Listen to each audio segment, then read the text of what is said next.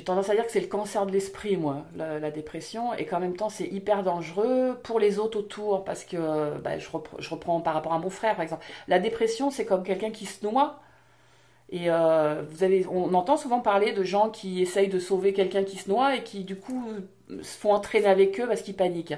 La dépression pour les. Alors, je parlais de maman et sa dépression, mais l'entourage d'un dépressif, c'est hyper compliqué de ne pas se laisser entraîner. Il faut. Moi, j'ai trouvé le truc avec maman, ça marchait, c'était de ne pas m'apitoyer, de ne pas brosser dans le sens du poil et au contraire, de, de, de y aller en lui disant maintenant tu te secoues, maintenant tu te bouges. Ça a quand même été une plante verte pendant des années, ma mère. Hein, j'ai l'impression de l'arroser je caricature et c'était un peu ça. Et après, la dépression de son point de vue à elle, elle a un trou béant quand je lui en parle. Alors, elle en est malheureuse parce qu'elle sait que ça a des séquelles et forcément que ça.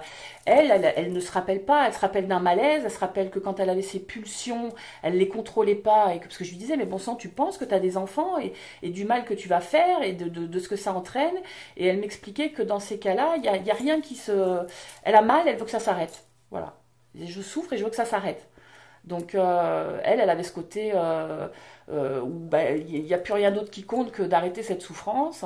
Et puis après des phases de... En plus à l'époque ils soignaient ça, ils vous abrutissaient de médicaments, elle a fait des cures de sommeil, elle a fait enfin, des trucs qui... J'avais l'impression que ça s'enfonçait encore plus essayer de la soigner, plus j'avais l'impression qu'elle s'enfonçait.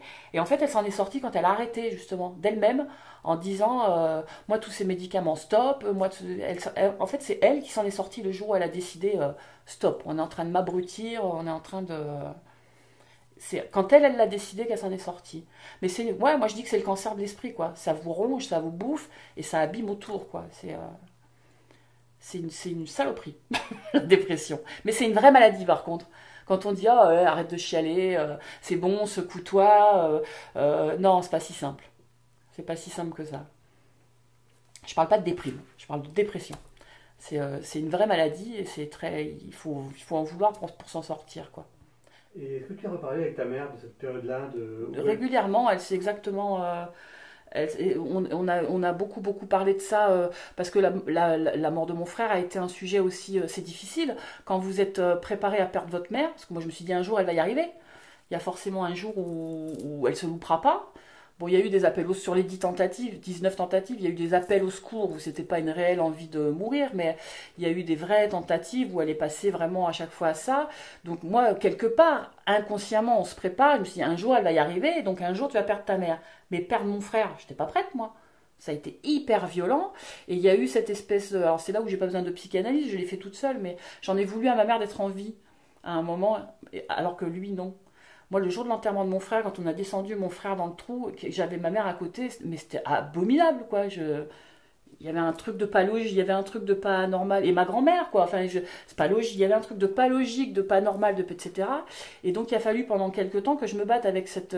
J'en voulais. Alors, je me comprends quand je dis j'en voulais à ma mère. Hein. Celle qui a souffert le plus, c'est certainement elle. Genre, même si la douleur ne se mesure pas, je dirais, elle a perdu un enfant. Donc, mais quelque part, j'en voulais à elle d'être en vie, mais en même temps, il fallait que je sois là pour elle parce que elle était dans un état de chagrin immense et que il fallait que je sois là pour elle. Moi, j'avais même pas le droit de pleurer. Hein. Je veux dire, on me disait attention, ta mère, quand j'avais une larme qui coulait, il fallait que j'aille me cacher pour pleurer. Quoi. Je disais oh, oh, je suis malheureuse aussi, hein. Coucou. mais j'ai eu cette période-là qui était hyper compliquée à gérer. Quoi. C'est pas évident. Quoi. Donc, ouais, mais bon, donc en parler avec. Et ça, elle le sait. C'est un sujet qu'on a abordé. Comme elle sait que je lui en veux pas, elle culpabilise des fois de cette période-là où elle a pas pu être. À tenir son rôle de maman, etc. J'ai dit, t'étais malade, t'aurais eu un cancer ou une leucémie ou je sais pas quoi, on t'en voudrait pas. Donc, bon, bah, toi, t'as eu une dépression, moi je ne t'en veux pas. Par contre, ne me demande pas de. Des fois, elle me dit que je suis un peu dure. Je dis, moi, toi, tu ne t'en rappelles pas, moi, je me rappelle. Donc, je peux pas non plus, moi, effacer tout comme ça et faire comme si tout ça, je l'avais pas vécu. Hein. Ça fait partie intégrante de moi. Mais par contre, oui, alors, on se dit tout. J'ai aucun secret pour maman et elle sait très très bien où j'en suis, ce que j'ai pu ressentir ou ressentir. De mon côté, les deux pieds dans le.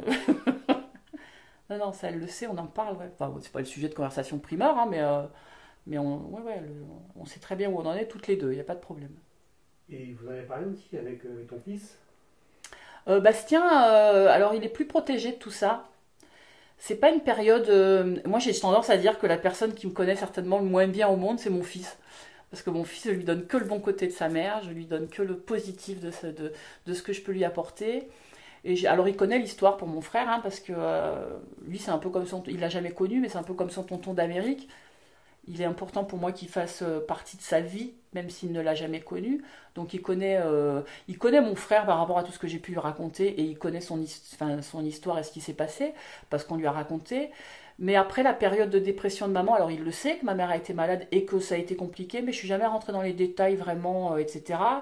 Et, euh, et je sais que comme ma tumeur au cerveau par exemple, c'est quelque chose qu'il n'a pas compris de suite parce que je l'ai hyper protégé du truc. Il a compris que c'était grave après, une fois que c'était passé, parce que quand il venait, je oh, pompelope, mais on doit t'opérer, ouais, mais c'est rien, c'est pas grave, il faut m'opérer de l'appendicite, c'est pareil quoi.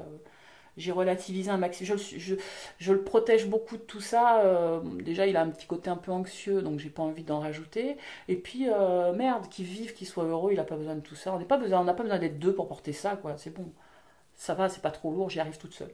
Donc, donc non, non, lui par contre, ouais, c'est sûrement la personne qui me connaît le moins bien, mon fils, hein, très certainement, très certain, mais c'est pas grave. Enfin, moins bien, qui connaît moins bien mon histoire. Après, il me connaît quand même.